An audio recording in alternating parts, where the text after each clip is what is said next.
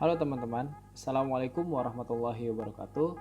Kembali lagi dengan saya, Tanuhari Katulistiwa. Di sini saya akan menjelaskan mengenai klasifikasi tanah dengan metode USCS, yaitu Unified Soil Classification System. Pertama itu tabel klasifikasi tanah. Di sini kita sama-sama tahu ya bahwa ini merupakan tabel klasifikasi tanah USCS. Namun sebelum saya menjelaskan tabel ini, saya akan ke materi selanjutnya dulu. Itu materi indeks plastisitas. Selisih antara batas cair dan batas plastis ialah daerah di mana tanah tersebut dalam keadaan plastis. Ini merupakan indeks plastisitas. Indeks plastisitas sendiri memiliki rumus yaitu PI sama dengan LL dikurang PL. LL sendiri itu batas cair dan PL sendiri itu merupakan batas plastis. Biasanya pada soal seperti yang saya contohkan, misalnya LL 38, PL 23, maka PI adalah 38 dikurang 23 sama dengan 15. Maka selanjutnya adalah tugas kita adalah membandingkan antara PI dengan LL.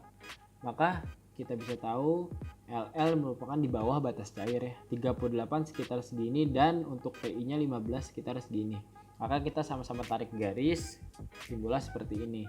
Nah, kita tahu bahwa tanah tersebut masuk ke dalam tanah CL ya, daerah CL.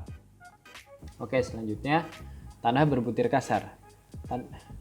Tanah berbutir kasar merupakan tanah yang lebih dari 50% tertahan pada saringan nomor 200. Nah, tanah tersebut dibagi kembali menjadi ada kerikil yaitu gravel dan pasir yaitu sand.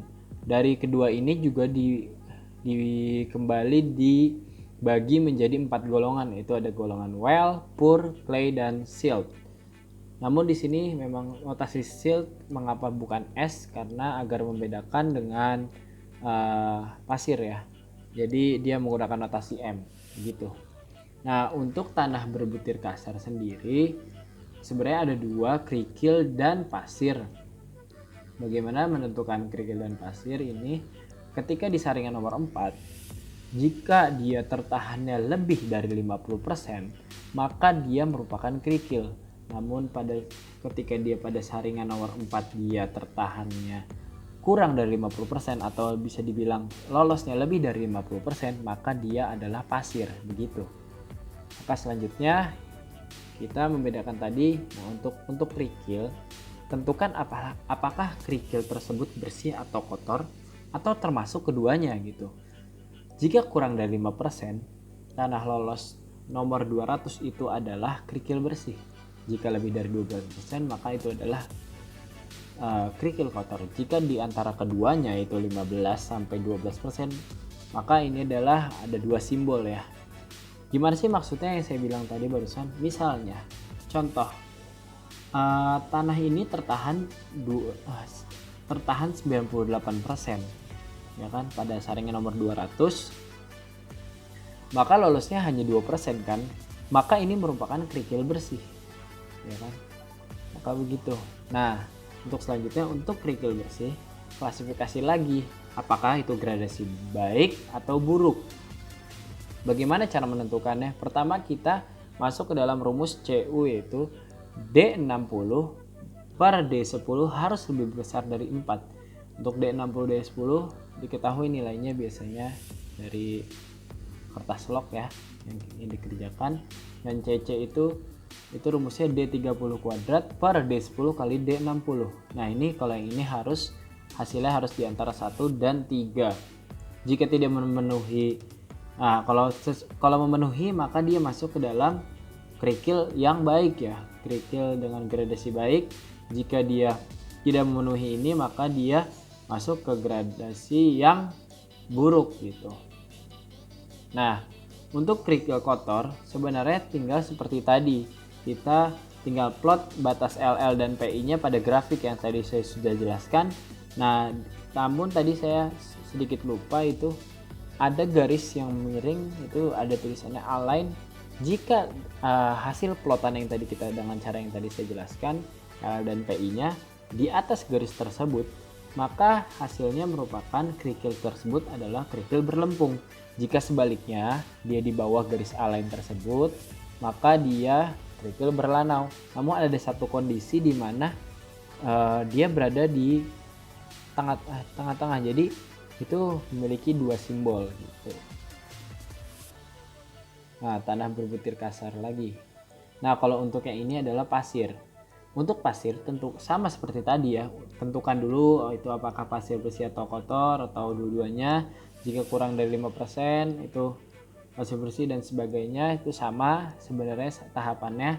Namun saya di sini memberikan contoh jika tertahannya pada saringan nomor 200 itu sebesar 85%-nya, maka lolosnya kan 15%. Nah, disinilah makanya ada yang disebut pasir kotor gitu.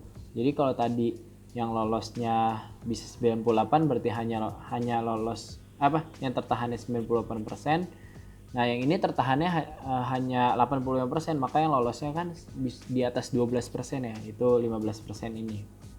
Maka ini pasir kotor gitu. Nah, untuk pasir bersih seperti yang tadi diklasifikasikan lagi apakah gradasi baik ataupun buruk gitu.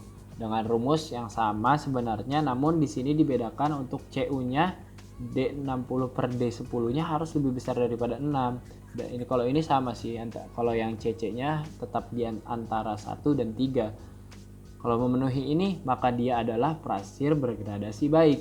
Jika tidak memenuhi, maka dia langsung salah satunya saja tidak memenuhi, maka dia langsung masuk ke pasir bergradasi buruk. Untuk pasir kotor, seperti tadi diplot saja, jika dia berada di atas garis A-line, maka itu adalah pasir berlempung maksud saya. Jika dia berada pada bawah garis A-line, maka dia adalah pasir berlempung gitu. Pasir berlanau maksud saya. Nah, untuk tanah berbutir halus. Di sini ada lagi ya grafik plasticity index-nya. Itu di sini tanah berbutir halus adalah tanah yang kurang dari 50% tertahan pada saringan nomor 200. Maksudnya tanah ini ya lebih banyak yang lolos lah, lebih dari 50% pada saringan ini. Nah, dibagi menjadi M silt, C clay, O organik, PT peat. Untuk golongan M, C, dan O dibagi lagi menjadi beberapa golongan berdasarkan batas cairnya. Di soal biasanya diketahui batas cairnya berapa. Nah, jika dia kurang dari 50%, maka dia itu low plasticity. Jika dia lebih besar dari 50%, maka dia high plasticity. Untuk gradasi halus sebenarnya untuk plot seperti tadi ya, diplot saja LL dan PI-nya. Nah, selanjutnya akan terlihat masuk dalam klasifikasi tanahnya. Maksudnya tinggal dilihat saja nanti masuk gitu, nggak masuk kemananya. Nah, ini untuk contoh soalnya. Nah, di sini kita melihat contoh soal untuk tanah berbutir kasar. Ketika dia yang persen lolos hanya 34, maka dia kurang dari 50% pada saringan 200 kan yang lolos. Maka dia gradasi kasar. Nah, namun dia lebih dari 50% lolos saringan nomor 4. Maka ini harusnya merupakan ini maksud saya pasir ya, bukan kerikil. Karena di sini hasilnya pasir. Nah, setelah itu kita lihat bahwa dimasukkan ke dalam rumus 38 dikurang 26 menggunakan 12, kita lihat pasir. Nah, di sini titiknya berarti dia ML ya. Masuk ke ML berarti pasir SM gitu. Nah, untuk contoh tanah berbutir halus ini dia lolosnya lebih dari 50%, maka dia akan gradasi halus. Nah, LL-nya namun di bawah 50%, maka dia itu termasuknya low plasticity. Nah, di sini masukkan ke dalam rumus PI LL dikurang PL 49 dikurang 28 sama dengan 21, dibandingkan lagi PI-nya dengan LL-nya. Kita lihat.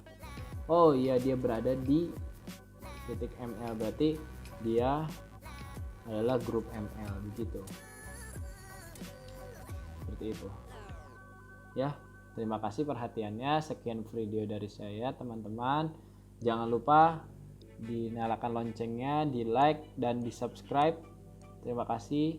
Wassalamualaikum warahmatullahi wabarakatuh.